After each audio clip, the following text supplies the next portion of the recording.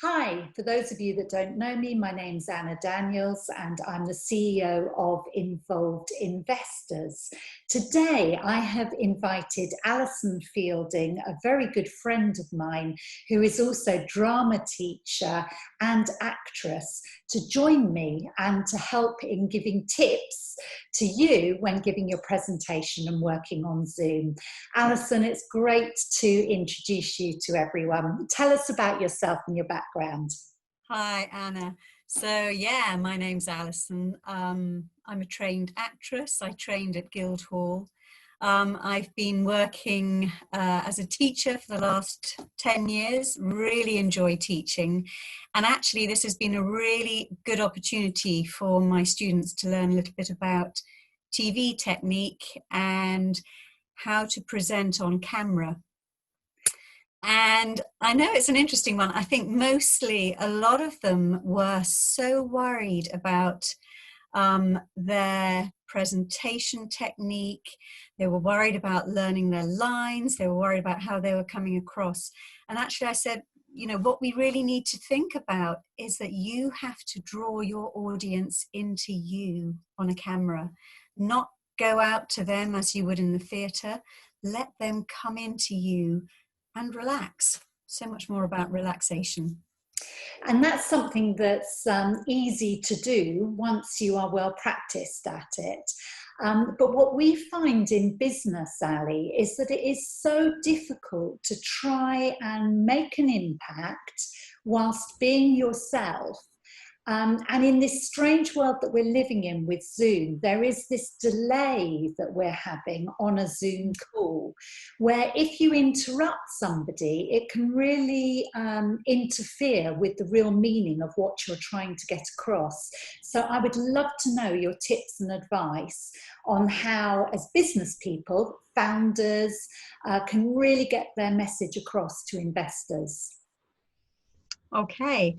Well, I think mostly it's about really, really listening, really trying to understand what someone said and allowing space, allowing yourself to breathe in the spaces. So you don't have to be always jumping in and engaging all the time with what's being said.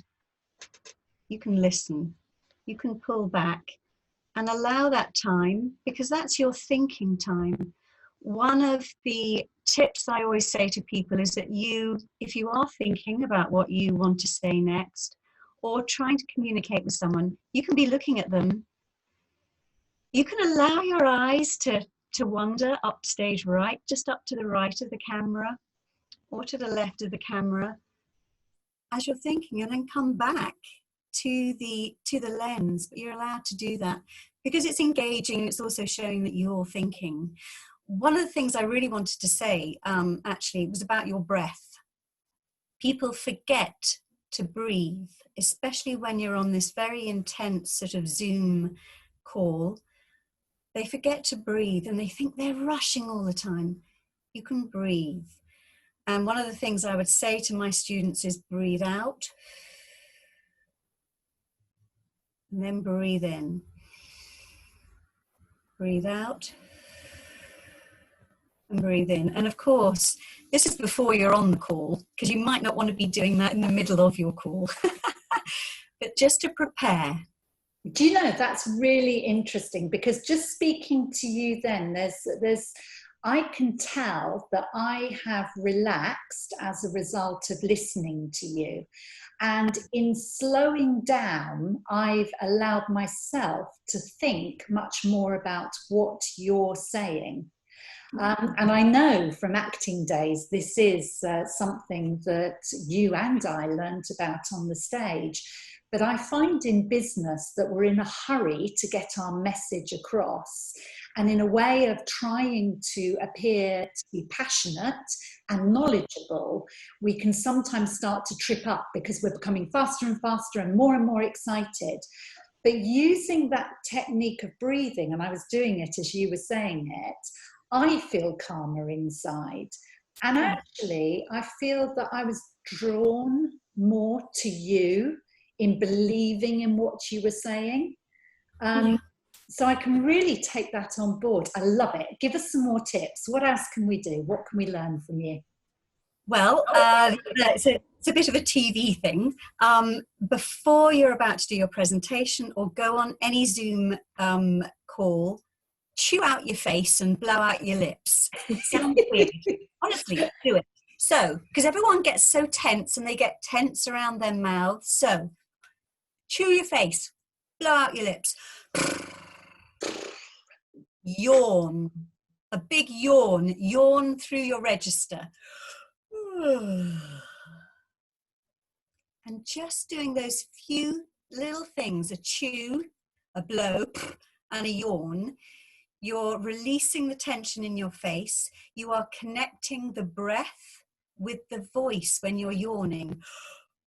And it relaxes you. And then if you've got a bit of time, a little hum. If you can hum, you're warming up your voice. You will be ready for that call. You will be animated. The other thing I would also say, close your eyes just before. Close your eyes. Relax the features on your face. Breathe. Then you can open your eyes and you're ready to engage. Alison, that is brilliant. So if people want to get in touch with you, we're going to give details after this so that you do individual coaching. I do. I will take you through your paces, take you through some breathing techniques, some relaxation techniques, shoulders, and some vocal work, which is so important. Some people think that they have to be monotone to sound as though they know what they're doing. No, you just sound as though you're making a great big meal of it. Allow your voice to sing. Allow your modulation to come through your voice. People will be drawn to you much more than, oh, I've got to sound really, really as though I know what I'm saying. And then all you're doing is pushing down on your vocal cords and creating tension. Alison, thank you so much. In a time right now, these strange times where we're having to come across as being ourselves, being sincere, but also sell our businesses, these tips are really going to help. So thank you. Thank you, Anna. Bye-bye.